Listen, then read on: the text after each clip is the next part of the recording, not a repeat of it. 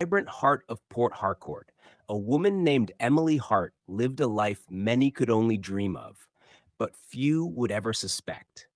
By every appearance, Emily was an ordinary housewife. She lived modestly, rarely attended social functions, and seemed to rely solely on her husband, Michael Hart, a mid level executive at an oil logistics company. What no one, especially Michael, knew was that Emily was a self made billionaire. Before her marriage, Emily had quietly built a chain of luxury restaurants in major Nigerian cities: Lagos, Abuja, Enugu, Calabar, and even Kano, 14 in total. But when she met Michael, she made a choice.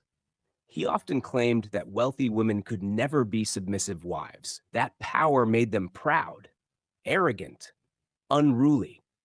She loved him, or at least she thought she did, so she dimmed her light to fit into his world. Their wedding was small and quiet. Emily talked him into a private indoor ceremony to cut costs. But truthfully, she just didn't want to attract the media or prominent friends who might blow her cover. At first, the marriage seemed manageable, but soon, Michael began to change. He became controlling, demanding that she quit working so he could provide for her like a real man. When she obeyed, he grew worse, belittling, bullying, and sometimes verbally abusive. He mocked her late parents, calling them poor and useless, claiming they left her with nothing. He never knew that those very parents helped her start her first restaurant in Lagos before their untimely passing.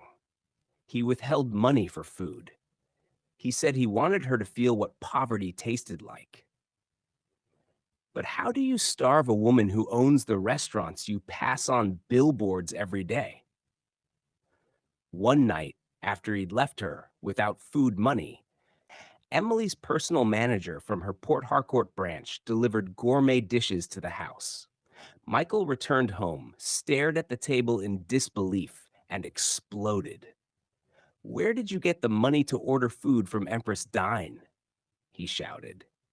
"This is a millionaire's restaurant." Emily nearly laughed. "So he knew the name of the restaurant, but didn't know I built it from the ground up."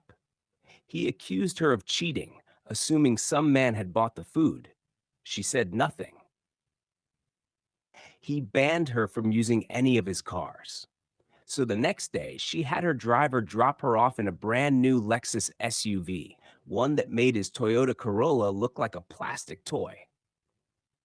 "Who's the man?" he asked, trembling with rage. Again, she said nothing.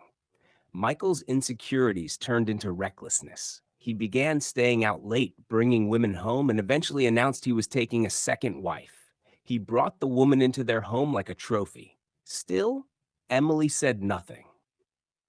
Then one day, her real estate agent in Port Harcourt called with an opportunity. A logistics company was going up for sale. Her heart skipped when she heard the name. It was Michael's workplace. Without hesitation, Emily bought the company through a private acquisition team, keeping her identity anonymous until everything was finalized. Few days later, on a Monday, Michael handed her divorce papers, smirking as if he had won. "You'll survive," he said coldly. "Maybe find a man who can feed you." Emily didn't argue. She signed. But one Friday night, Michael had a dream. He saw himself walked into his office and found a large crowd of staff waiting. A woman in a sharp navy blue suit and red heels stepped out of the executive elevator. It was Emily. His jaw dropped. She walked past him without a word and entered her new office. After work that day, Michael raced home, sweating and shaken. He cleaned the house, cooked her favorite dish, and waited. When she arrived, he knelt by the door. "Emily, please. I was wrong. Please forgive me." Emily looked down at him. The man who once told her that a rich woman could never be humble. The man who mocked her parents. The man who thought starving her could break her. And now he was broken. She didn't say a word. Michael sat on the cold tile floor of their living room, hands trembling, eyes locked on the woman he once tried to break. Emily didn't yell. She didn't curse. She didn't gloat.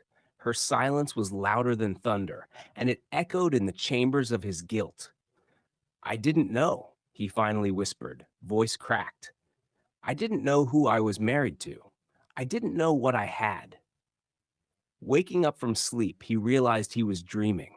From then, Michael started finding faults in himself and Brekshi. He withdrew the divorce. Publicly, he called family meetings and admitted his faults.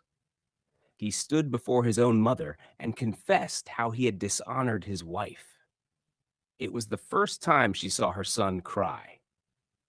In all this, Emily was still surprised what would have happened that made her husband's sudden repentance. After that day, getting to the house, Emily gently placed her handbag on the center table, walked past him, and sat. She looked tired, not from work, but from years of swallowing pain in silence. Over the next few months, Michael transformed into a man no one recognized, not even himself. Emily didn't rush back into love. She let time prove his transformation. Trust is not a gift, it's a garden that must be watered again. But slowly, she allowed her heart to feel again. So one fateful evening, Michael came back from work and told his wife Emily his place of work is sold out and they are yet to see the new owner face to face. Emily asked him if he's scared. "No," he replied. Michael started narrating his dream to his wife Emily. The wife asked him, "So if not for the dream you had, you wouldn't have stopped maltreating me?" Michael replied, "I don't know what came over me. I can't just explain it.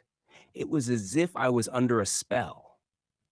But we're told that we will be having a meeting with the new boss next week, Monday. Here comes the day to meet with the new boss. Behold, all seated in the conference room, waiting for the new boss. Emily walked in. Immediately, Michael stood up asking his wife why she was here, and interrupting voice came calling.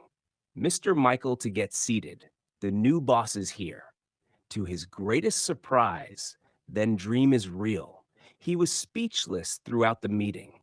Even the new boss, being his wife, was focused on the agenda of the day. After the meeting, when they got home, Mrs. Emily called her husband, and they both sat in their seating room, and she said to him, "I wasn't hiding to deceive you, Michael," she said, her voice calm. "I was hiding to protect your ego, to protect what we had, but it cost me everything." Tears welled up in Michael's eyes. For the first time, he saw himself clearly, not as the strong man he thought he was, but as a coward who bullied the very woman sent to multiply his life. "I don't deserve you," he said. "You don't," she replied. "But grace gives us what we don't deserve." He started waking before his wife, cooking, cleaning. They both drive to work. Michael became a loving husband, not because Emily demanded it, but because his heart had changed. When she traveled for business, he became her assistant.